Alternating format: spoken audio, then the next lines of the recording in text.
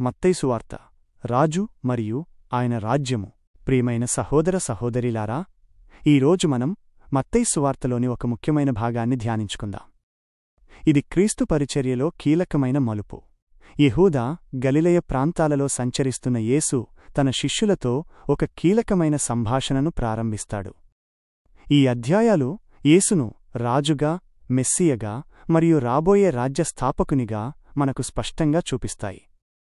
అప్పటి యూదుల అంచనాలు, వారికి రాజు గురించి ఉన్న ఆలోచనలు, ఈ భాగంలోని ప్రతిపాదనలు, ప్రదర్శనలు మరియు సవాళ్లతో ఎలా విభిన్నంగా ఉన్నాయో మనం చూద్దాం.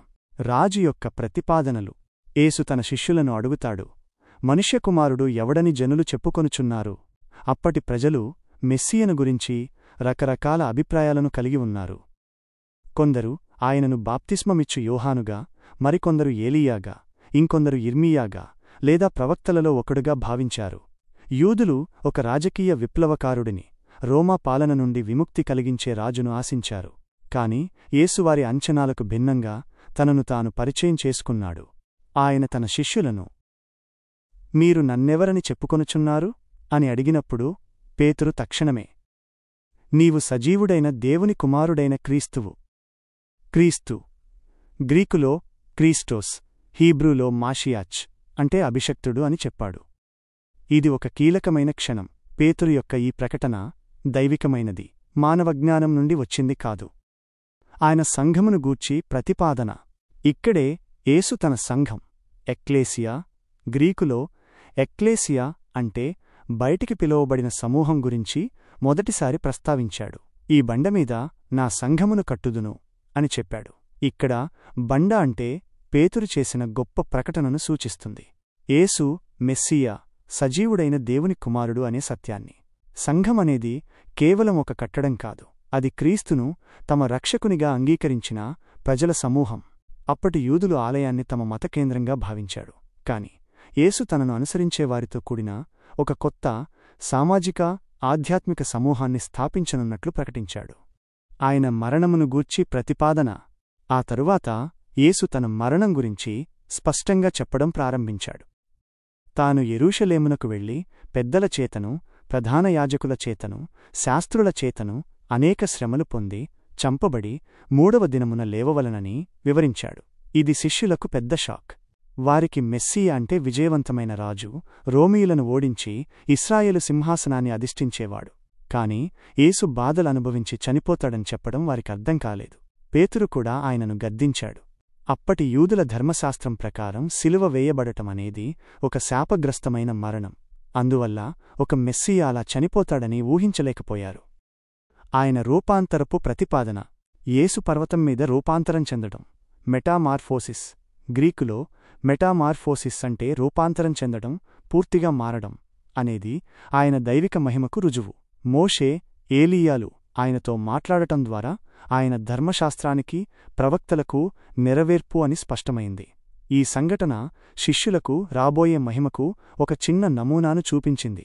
అయినప్పటికీ వారికి ఇది పూర్తిగా అర్థం కాలేదు. ఆయన అప్పగింపబడును గూర్చిన ప్రతిపాదన. మరోసారి యేసు తాను మరణించి తిరిగి లేస్తానని వివరించాడు. ఈ ప్రకటనలు ఆయన రాకడ యొక్క నిజమైన ఉద్దేశ్యాన్ని స్పష్టం చేశాయి, అది లోక పాపాలను నివారించడానికి. ఆయన పన్ను కట్టడం గూర్చిన ప్రతిపాదన. యేసు ఆలయ పన్ను కట్టడం ద్వారా ఆయన లోక సంబంధమైన నియమాలకు కూడా లోబడి ఉన్నాడని స్పష్టమైంది. ఆయన దేవుని కుమారుడైనప్పటికీ మనుషుల ఏర్పాటును గౌరవించాడు. ఈ సందర్భంలో ఆయన దైవిక అధికారాన్ని ప్రదర్శించాడు. ఆయన తగ్గింపును గూర్చిన ప్రతిపాదన. యేసు తన శిష్యులకు తగ్గించుకోవడం యొక్క ప్రాముఖ్యతను బోధించాడు. ఆయన ఒక చిన్న బిడ్డను వారి మధ్యలో నిలబెట్టి, మీరు మార్పు చెంది బిడ్డలవలే, కాకపోతే పరలోకరాజ్యములో ప్రవేశించరు అని చెప్పాడు. అప్పటి యూదు సమాజంలో పిల్లలకు పెద్దగా విలువలేదు. యేసు వారిని ఉదాహరణగా చూపడం ద్వారా రాజ్య విలువలు లోక సంబంధమైన విలువలకు భిన్నంగా ఉంటాయని బోధించాడు. గొప్పవాడు కావాలంటే తగ్గించుకోవాలని స్పష్టం చేశాడు. ఆయన ఆయా సమస్యలు గూర్చిన ప్రతిపాదన. క్షమించడం గురించి, సహోదర బంధాల గురించి యేసు స్పష్టమైన మార్గదర్శకాలను ఇచ్చాడు. పాపము చేసిన సహోదరుని క్షమించమని 77 మార్లు వరకు క్షమించమని చెప్పాడు. అంటే లెక్కలేనన్నిసార్లు అని అర్థం. ఇది అప్పటి యూదుల ప్రతీకార ధోరణికి భిన్నంగా ఉంది. ఆయన రాజ్య సంబంధతను ప్రతిపాదన. పరలోకరాజ్యం గురించి యేసు అనేక ఉపమానాలను చెప్పాడు. విత్తనము, గోధుమలు, గురుగుల ఉపమానం, ఆవగింజ, పులిసిన పిండి ఉపమానం, నిధి, ముత్యం, వల ఉపమానం.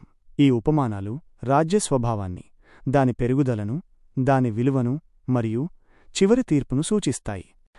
రాజు యొక్క ప్రదర్శన. యేసు తన బోధనల ద్వారానే కాకుండా తన చర్యల ద్వారా కూడా తాను రాజు అని నిరూపించుకున్నాడు.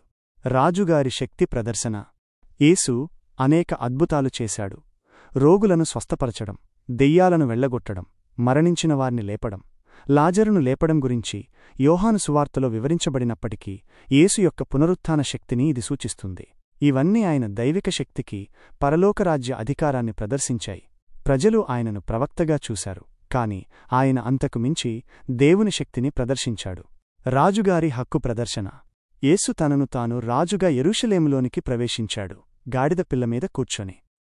ఇది జెకర్యా గ్రంథంలో ప్రవచించబడింది. ప్రజలు హోసన్నా, దావీదు కుమారునికి హోసన్నా అని కేకలు వేయడం ఆయనను మెస్సీయ రాజుగా గుర్తించినట్లు స్పష్టం చేస్తుంది. అయినప్పటికీ వారి అంచనాలు రాజకీయ విమోచనకు పరిమితమయ్యాయి. రాజుగారి అధికార ప్రదర్శన. యేసు దేవాలయంలో వ్యాపారులను వెళ్లగొట్టడం ఆయన అధికారాన్ని ప్రదర్శించింది. దేవాలయం ప్రార్థన మందిరంగా ఉండాలి, కాని వ్యాపార కేంద్రంగా మారిందని ఆయన కోపించాడు. అప్పటి దేవాలయ అధికారులు ఈ వ్యాపారాన్ని అనుమతించడం ద్వారా లాభాలు సంపాదించారు. కాబట్టి యేసు చర్య వారి ఆధిపత్యానికి ఒక సవాలు. అంజూర వృక్షమును శపించుట. ఫలించని అంజూర వృక్షాన్ని యేసు శపించడం ఇశ్రాయేలుకు ఒక హెచ్చరిక. వారు దేవునికి ఫలించని జీవితాన్ని జీవిస్తున్నారని మరియు వారికి తీర్పు వస్తుందని ఇది సూచిస్తుంది. రాజు యొక్క సవాళ్లు. చివరిగా యేసు తన పరిచర్య చివరి దశలో అనేక సవాళ్లను ఎదుర్కొన్నాడు. రాజును నిరాకరించిన ఉపమానములు. కుమారుల ఉపమానం, ద్రాక్షతోట కాపరుల ఉపమానం, వివాహ విందు ఉపమానం ద్వారా యేసు యూదుమత నాయకులు తనను ఎలా తిరస్కరించారో మరియు దేవుని రాజ్యాన్ని వారికి బదులుగా ఇతరులకు ఎలా ఇవ్వబడుతుందో స్పష్టం చేశాడు. ఈ ఉపమానాలు మత నాయకులకు నేరుగా సవాలు విసిరాయి. రాజును చిక్కులు పెట్టే ప్రయత్నములు. పరిసయ్యులు, సద్దూకయ్యులు, హేరోదు పక్షపాతులు యేసును మాటలలో చిక్కులు పెట్టడానికి అనేక ప్రశ్నలు అడిగారు. కైసరుకు పన్ను కట్టడం గురించి, పునరుద్ధానం గురించి, గొప్ప ఆజ్ఞ గురించి. ప్రతి ప్రశ్నకు యేసు జ్ఞానవంతమైన సమాధానాలిచ్చి వారిని నిశ్శబ్దం చేశాడు. అప్పటి పాలనలో పన్ను అనేది ఒక సున్నితమైన అంశం. రోమా పాలకులకు పన్ను కట్టాలా వద్దా అనే ప్రశ్న ద్వారా యేసును తిరుగుబాటుదారునిగా చూపించాలనుకున్నారు. ముగింపు. మత్తయి సువార్త 16వ అధ్యాయం 13వ వచనం నుండి 25వ అధ్యాయం 46వ వచనం వరకు యేసును రాజుగా, మెస్సియగా మరియు చివరి తీర్పు తీర్చేవాడిగా చూపిస్తుంది. ఆయన తన రాజ్య విలువలను బోధించాడు, తన దైవిక అధికారాన్ని ప్రదర్శించాడు మరియు తనను తాను మరణించి తిరిగి లేచే రాజుగా నిరూపించుకున్నాడు. ఈ అధ్యాయాలు మనకు యేసుక్రీస్తు ఎవరో, ఆయన రాజ్యం ఎలాంటిదో మరియు ఆయన తిరిగి వచ్చినప్పుడు ఏమి జరుగుతుందో స్పష్టంగా అర్థమయ్యేలా చేస్తాయి. మనం రాజుగా యేసును అంగీకరించి ఆయన రాజ్యానికి తగిన జీవితాన్ని జీవిస్తున్నామా? ఈ ప్రశ్న మన హృదయాలను పరిశోధించుకోవడానికి సహాయపడుతుంది.